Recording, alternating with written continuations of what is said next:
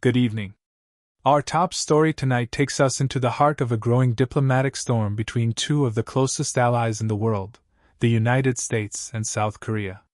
What began as an immigration raid in the state of Georgia has spiraled into a complex controversy with the potential to reshape trade negotiations, investment strategies, and even military cooperation between Washington and Seoul. The facts are stark.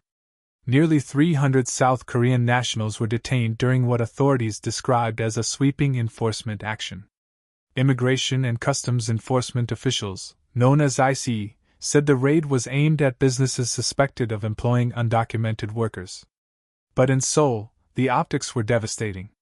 Images of South Korean citizens being taken away by American officers in handcuffs quickly spread across television and social media. For many South Koreans, it was not just an immigration story, it was a national humiliation. The South Korean government wasted no time. Within hours of the raid, officials were demanding explanations from Washington. Negotiators were dispatched to secure the release of the detained workers. Reports in South Korean media spoke of emergency flights being prepared to bring nationals home. And behind closed doors, diplomats warned that this incident could have real consequences for bilateral relations. The White House response was measured but firm. Press secretary statements offered no confirmation about when or if the detained workers would be released. President Trump himself, speaking on Friday, defended the raid. His words were clear: if people are here illegally, if they are working illegally, they must be held accountable. Those remarks underscored the administration's commitment to tough immigration enforcement, but they also highlighted a troubling contradiction: how to reconcile a hardline domestic policy with the realities of global alliances. For South Korea, the stakes could not be higher. The country is not only a crucial security partner in East Asia, standing shoulder to shoulder with American troops against the threat of North Korea, but it is also one of the United States' most important economic allies. South Korea has pledged more than $500 billion in U.S. investments, a staggering sum that covers everything from semiconductor manufacturing plants to clean energy projects. These investments are not abstract numbers. They represent tens of thousands of jobs for American workers, billions in local tax revenues, and the future of critical supply chains that both countries depend on. Experts warn that these projects could now be at risk. Trade negotiations between Washington and Seoul are already delicate, and incidents like the Georgia raid could erode the trust necessary to finalize agreements. If South Korean companies begin to feel that their citizens are not safe or respected in the United States, they may reconsider where and how they invest. Diplomatic analysts point to history as a guide. The U.S. South Korea alliance was born out of the Korean War in the 1950s. For decades, it has been one of the strongest partnerships in the world, cemented by shared values, economic cooperation, and a common defense against North Korea's aggressive regime. But alliances are not indestructible. They depend on trust, respect, and consistent communication. When one side feels betrayed or ignored, cracks can appear, and those cracks can widen into real fractures. Inside Washington, reactions are mixed. Supporters of the raid argue that the law must be applied equally, regardless of nationality. They say that allowing exceptions would undermine the credibility of U.S. immigration policy. Critics, however, believe the raid was short-sighted. They warn that the short-term gain of political theater could be outweighed by the long-term cost of alienating a key ally. The political context also matters. President Trump has built much of his brand on being tough on immigration, portraying raids and deportations as proof of decisive leadership. To his base, these actions are a promise kept. But foreign policy experts caution that what plays well at home can be disastrous abroad. When a domestic crackdown leads to the detention of hundreds of Allied citizens, it becomes more than an internal issue, it becomes a test of international credibility. In Seoul, the public reaction has been fierce. Families of the detained workers are demanding answers. Lawmakers are questioning whether South Korean citizens can continue to trust the United States as a partner. Protests have begun outside the American embassy. And on social media, hashtags calling for justice and accountability are trending across the nation. For many ordinary South Koreans, this is not simply about immigration laws, it is about dignity, sovereignty, and respect. The business community is also on edge. South Korean tech giants, automobile companies, and energy firms are all watching closely. These corporations are the very ones planning massive U.S. investments. Executives are privately asking whether their workforce will be safe, whether their contracts will be honored, and whether the political environment in America is stable enough for long-term commitment. Regional security analysts add another layer of concern. If South Korea begins to doubt the reliability of the United States, the balance of power in East Asia could shift. China, always eager to expand its influence, may seize the opportunity to pull Seoul closer into its orbit. Japan, another critical U.S. ally, could find itself caught between rising tensions. And North Korea, unpredictable and dangerous, could exploit the situation by testing missiles or escalating rhetoric, hoping to take advantage of strained alliances. Back in Washington, officials are trying to walk a fine line. They emphasize that laws must be enforced, but they also acknowledge the importance of the alliance. Privately, some worry that the political theater of large-scale raids may end up costing the United States far more than it gains. Others argue that South Korea, despite its frustration, ultimately has too much at stake to abandon its partnership with Washington. So where does this leave us tonight? 300 South Korean workers remain in the spotlight, their fate entangled in the larger machinery of global politics. Diplomats continue to negotiate. Families wait anxiously for news. Investors watch markets for signs of instability. And citizens in both nations wonder what this episode means for the future of one of the most important alliances in the modern world. The story of the Georgia raid is no longer just about immigration. It is about power, trust, economics, and the delicate fabric of international relations.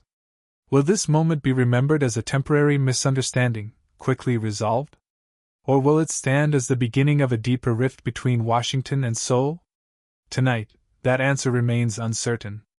What is certain, however, is that the world is watching.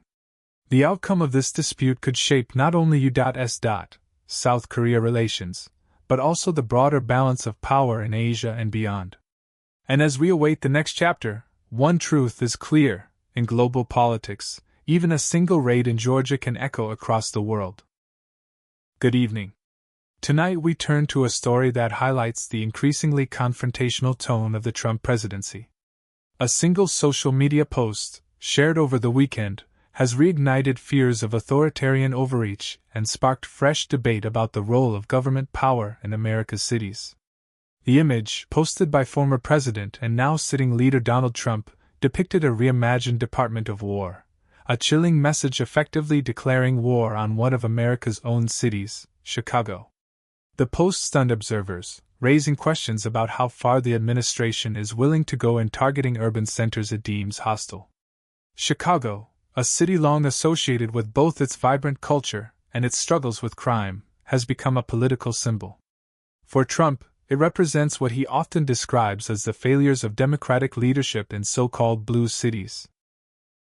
For critics, however, the suggestion of using warlike powers against a major American city is not only provocative, it is dangerous, even unthinkable. Political analyst Mark Leibovich captured the sentiment well, noting that despite years of shocking statements and actions, Trump still finds ways to stun the public. He pointed out what many Americans feel: a numbing effect has set in. Each new controversy arrives with such frequency that citizens struggle to fully process the implications. Outrage fatigue, as it is often called, has become part of the national mood. Yet this latest move is not just rhetoric. In recent weeks, Trump has ordered large-scale enforcement operations in cities across the country, including Boston, Washington, and most recently Chicago. Officials describe these as efforts to tackle crime and illegal immigration. But critics argue that the true motive is political theater. An attempt to project power, dominate headlines, and energize a political base that thrives on images of confrontation. The danger, experts warn, is that these tactics chip away at the norms of democracy. Deploying federal power against domestic cities for political gain has historically been viewed as a line no president should cross. The Constitution was designed to prevent such centralization of authority. Local governance, states' rights, and a balance of power are cornerstones of the American system. When the executive branch threatens to bypass or overwhelm them, alarms are raised. And alarms are indeed ringing. Civil rights groups, legal scholars, and community activists see these actions as steps toward authoritarianism. They argue that invoking the language of war against American citizens, even rhetorically, normalizes the use of extraordinary force. They remind us that in healthy democracies, opposition is not crushed, it is engaged. Dissent is not punished. It is protected. Still, not everyone is alarmed.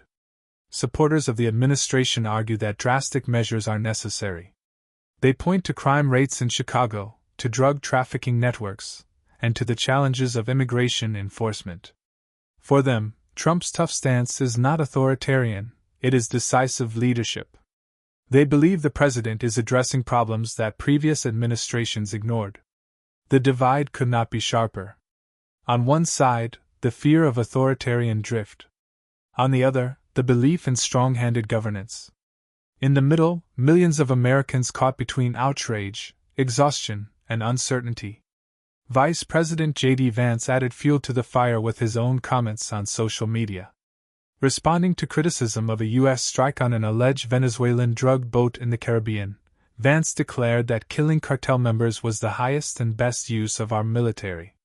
When challenged that such actions could be considered war crimes, the killing of civilians without due process, he bluntly stated that he did not care what critics called it.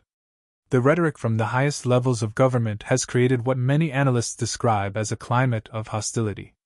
Not just hostility toward foreign adversaries, but hostility directed inward, toward fellow citizens, cities, and states that do not align politically with the administration. This marks a departure from traditional American leadership. Historically, presidents have sought to unite in times of crisis, to find common ground despite partisan divides. Even when cities face turmoil, from riots in the 1960s to protests in recent decades, the language of presidents, while firm, often carried a tone of healing. Trump's approach is different. He frames opposition as enemy territory, domestic issues as battlefields, and fellow citizens as adversaries. Protests in Chicago and across the nation demonstrate that not everyone is numb.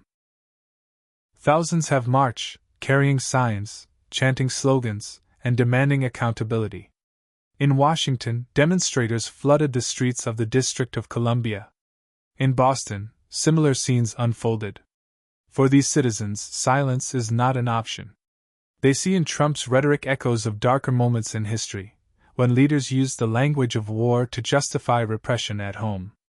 Experts also warn of the long-term psychological impact on the public.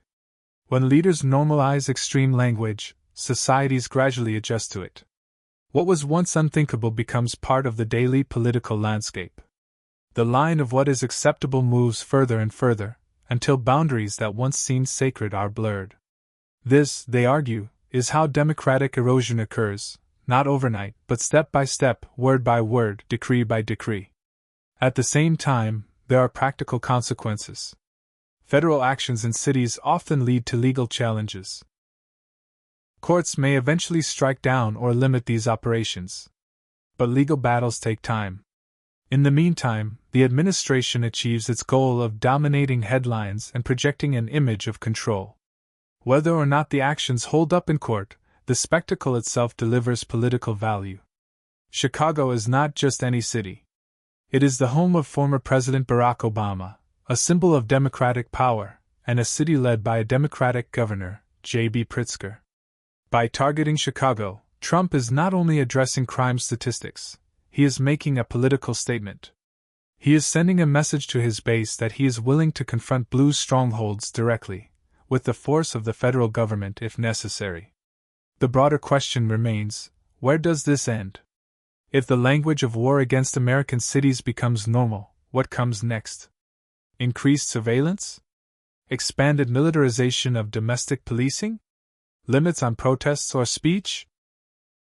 These are the fears voiced by civil liberties advocates. For now, the White House maintains that its actions are lawful and necessary. But as Molly Jong-Fast, political analyst and commentator, warned, this is not about crime or immigration at its core.